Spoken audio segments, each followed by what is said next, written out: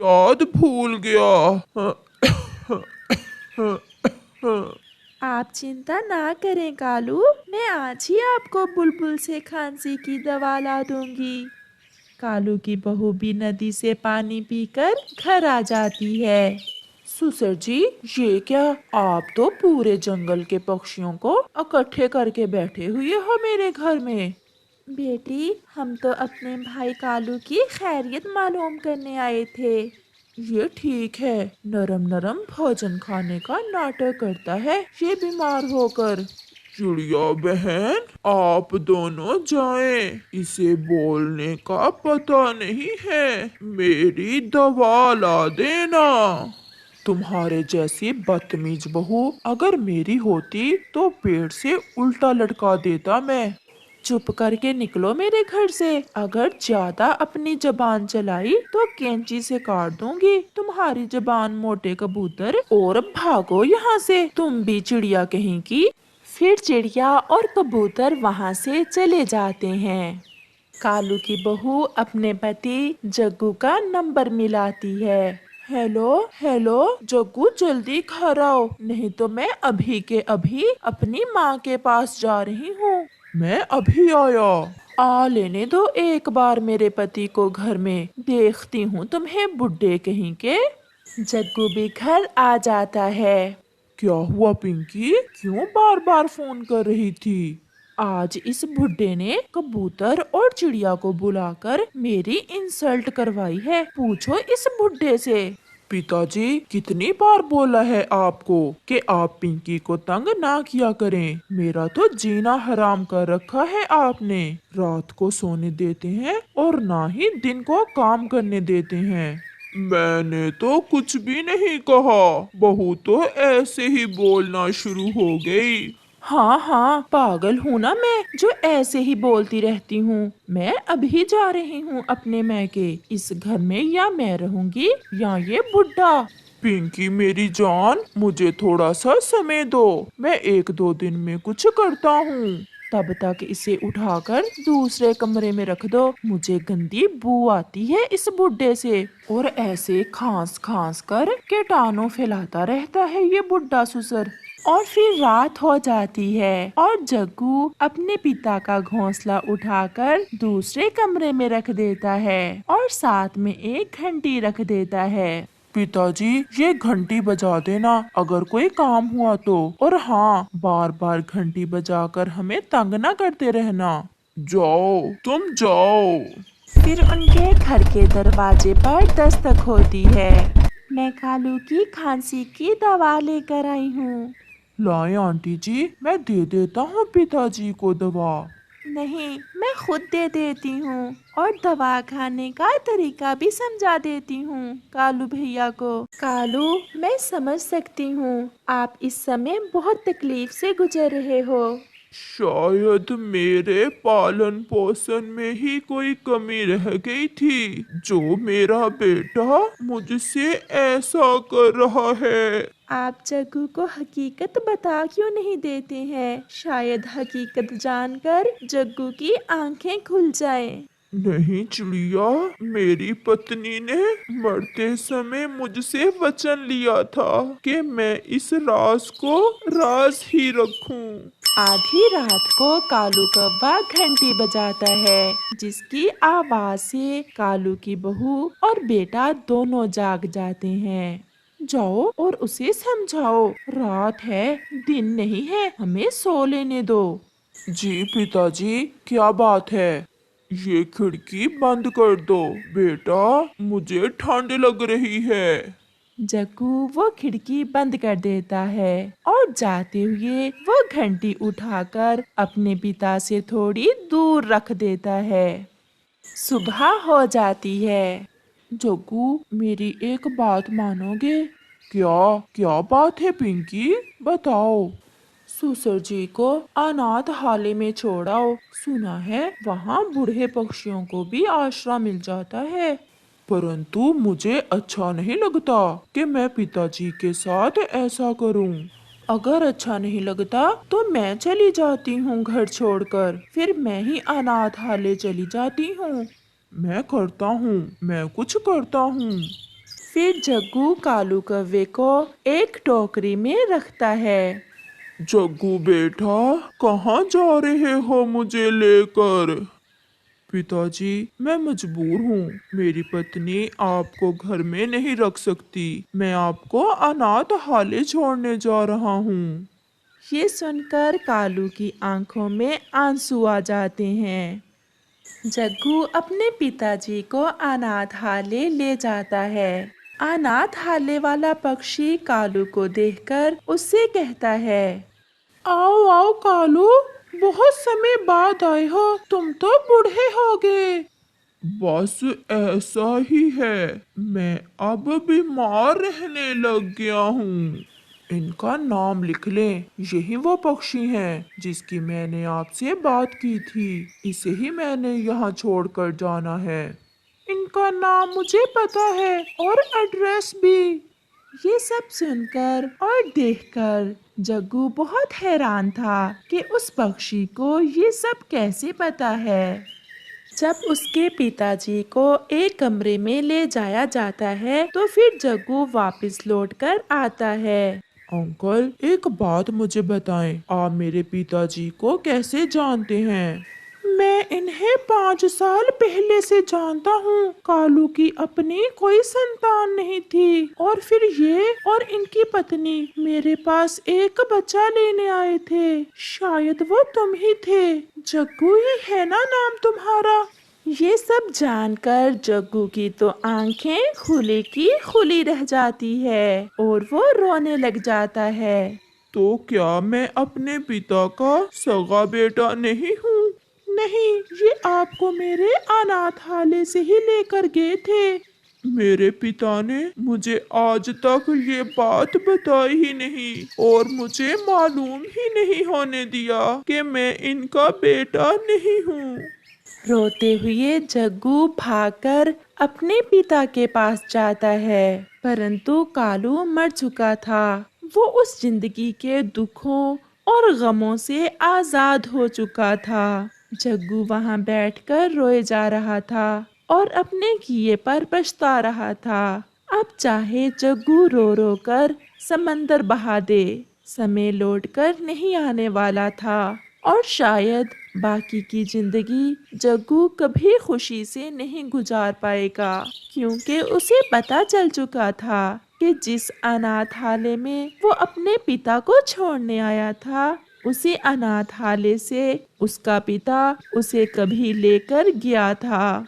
जंगल में बरसात हो रही थी। गर्मी के मौसम में बरसात तो सभी को अच्छी लगती है। सभी नदी नाले पानी से भर चुके थे, फूल महक रहे थे और पेड़ों के पत्ते धुलकर साफ हो गए थे। अब मैं फिर से भर गई हूँ और मैं फिर से पहले की तरह पक्षियों को गर्म मौसम में ठंडा ठंडा पानी पीने को दूंगी। ये बहुत बड़ी खुशी होगी मेरे लिए। पास में छोटा रोज नदी की बातें सुन रहा था।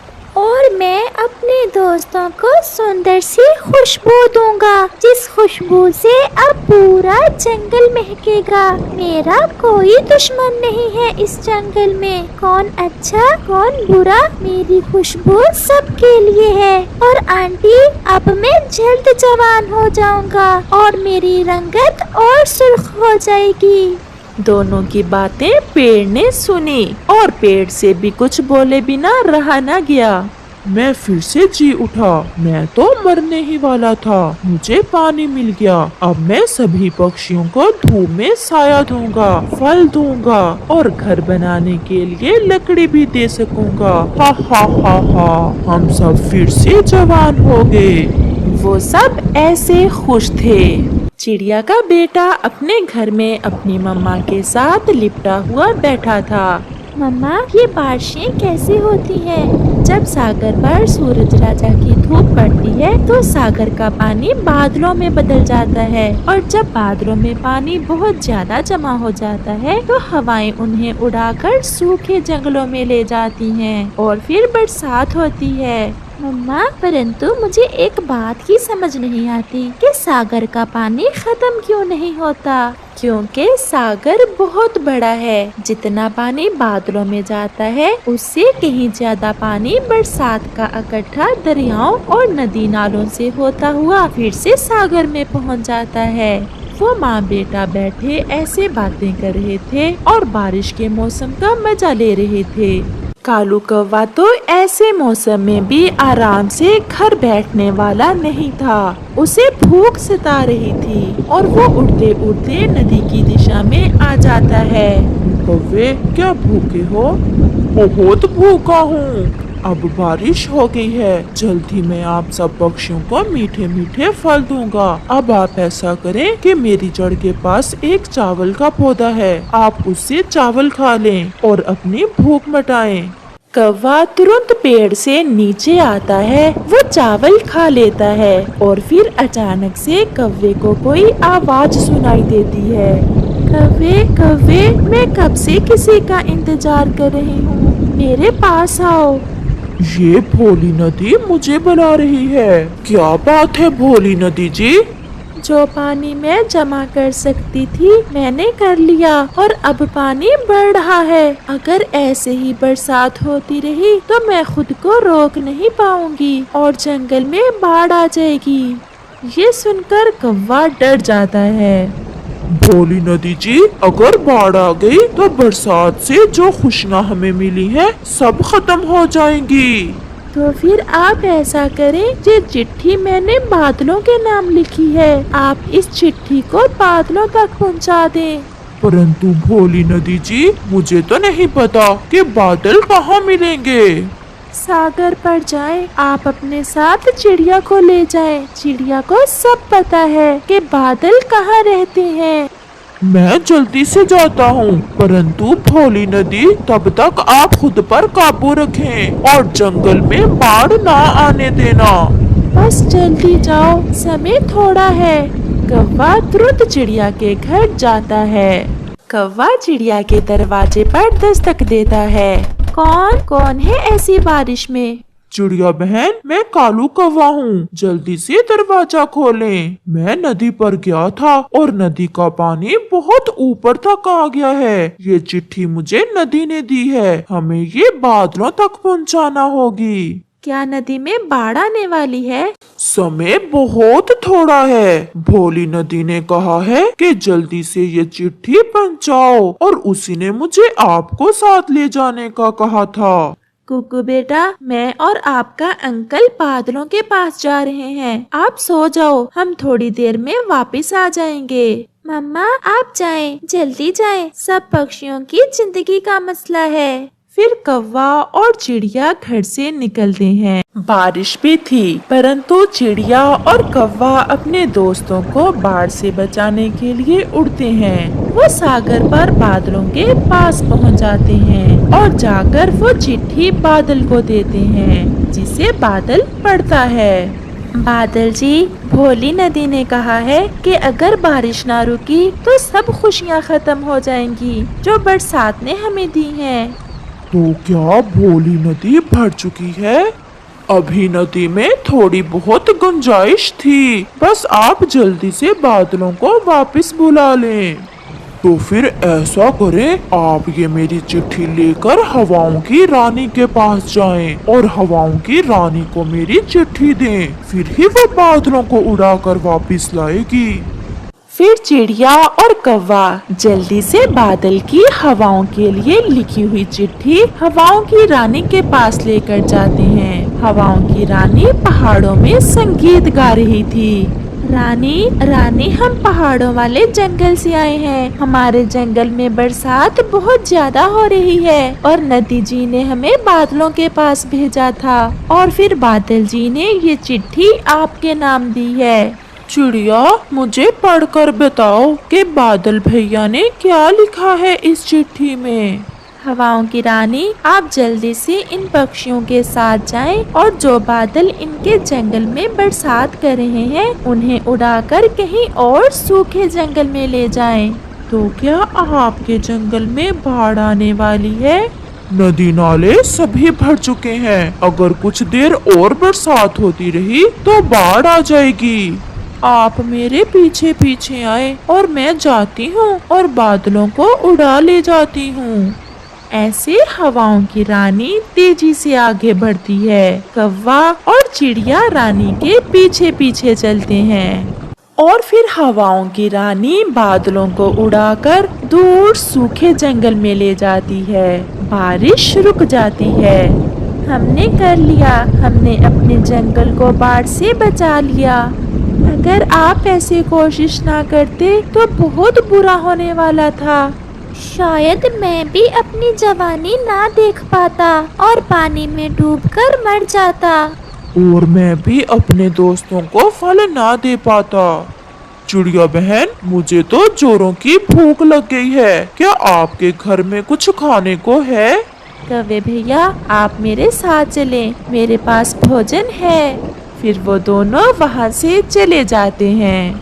दूसरे रोज सुबह बहुत रोशन थी। सभी पक्षी बहुत खुश थे और जंगल में बाहर आ गई थी। चिड़िया बहन, आपने हम सब की जान बचाई है। अगर भोली नदी हमें बाढ़ का ना बताती तो कुछ भी हो सकता था। चिड़िया बहन, चले, सब पक्षी नदी पर गए हैं भोली नदी को धन्यवाद कहने के लिए। मम्मा मम्मा, मैं भी साथ जाऊंगा। फिर वो वहाँ से नदी की तरफ जाते हैं। मैंने आपको बाढ़ का बताकर कोई बड़ा काम नहीं किया। हम सब एक दूसरे के लिए जीते हैं और हमें ऐसे ही एक दूसरे का ख्याल रखना चाहिए। और मेरे फल भी पककर तैयार हैं। आप मेरे मीठे मीठे फल खा सकते हैं। और मेरी खुशबू सबके लिए, मेरे सभी दोस्त हैं। फिर वो सब खुशी खुशी एक दूसरे से मिलजुल कर रहते हैं।